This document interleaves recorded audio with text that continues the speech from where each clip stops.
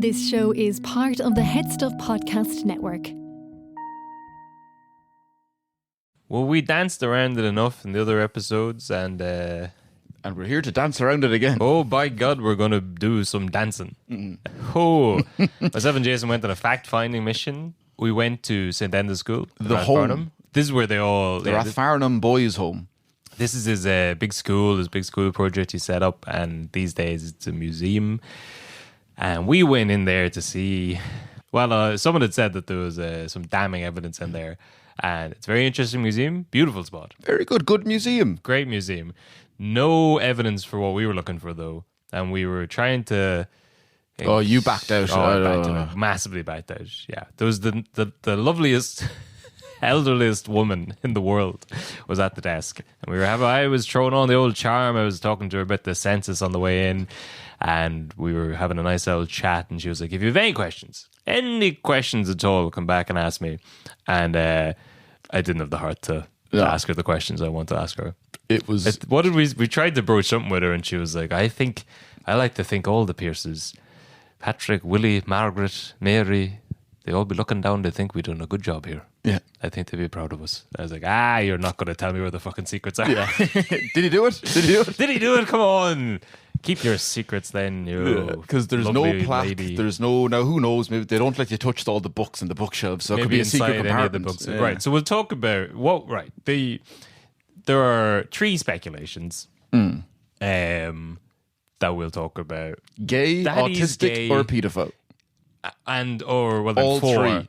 That he has sex with a ghost. So okay, could be all four. Yes, just to get rid of the kind of clickbait headliney stuff. How old was the ghost of Robert Emmet when he showed up? Yeah, well, the ghost is of age. We'll talk about that one and where that comes from. That's nonsense. Okay. That's a shame because that's... Yeah, it's pretty funny. Yeah. We'll talk about it still because it's crazy that anyone published it and that it was reported in any newspapers. But the other two... Well, it's not that great because he would have been mates with Yeats, who was also... he wasn't mates with Yeats. Yeats thought he was a lunatic. Yeah, but then over time they warmed more to each other, didn't they? Did they? I don't know. I think he thought he was a lunatic before all of the 1916 risings, like in 1913, and then the closer he got to it, because he'd said he had like a bloodlust of like a death wish for himself long before any of this. He was talking about it. Good line from Ezra Pound about it. Do you remember it? It was like he had a desire for the noose. Yeah. Well, it was basically he just wanted to die a martyr, which as we flip flopped over for a whole episode there. Who knows? Maybe he didn't. Maybe he wanted. Maybe he was more like old Collins. He wanted a revolution. He was going to wait until the guns arrived and have a proper stab at it. And then when the guns didn't arrive, he went and did it anyway. But that's done. That's settled. Now we're into the next phase of what are the allegations around him being gay? What are the allegations around him having inappropriate interactions with the children he was in charge of? What's the evidence in favor of him possibly being neurodivergent? And what's going on with the ghosts? Did he have sex with them?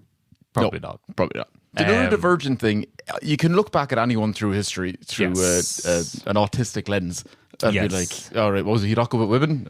Autistic. Yes. Was he good? Was he not good with... he was a very good speaker. He was very intellectual, very deep thinking, had very close relationships with certain people, just as siblings.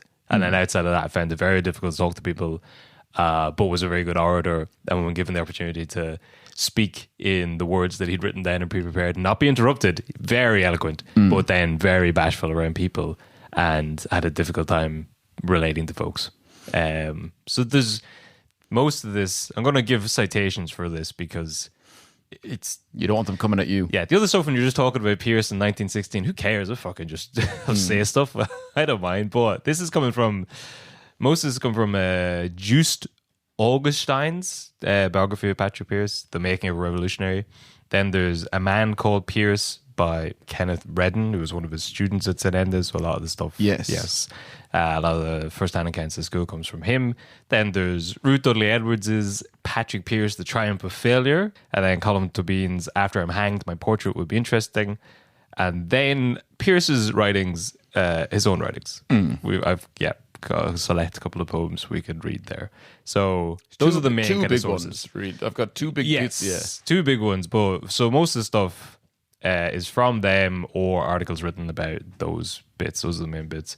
And again, going back to whatever that quote from the last episode was, no one's written an unbiased biography of Pearse, so everything is a little bit of a slant. But we will, from these, focus on the main, the main bits. The main hang-ups people have about Pearse. And that's it. If you want to listen to more of the episode, head over to Headstuff Plus and the link in the description, and come see our shows in the Culture Date Festival in May. Good luck.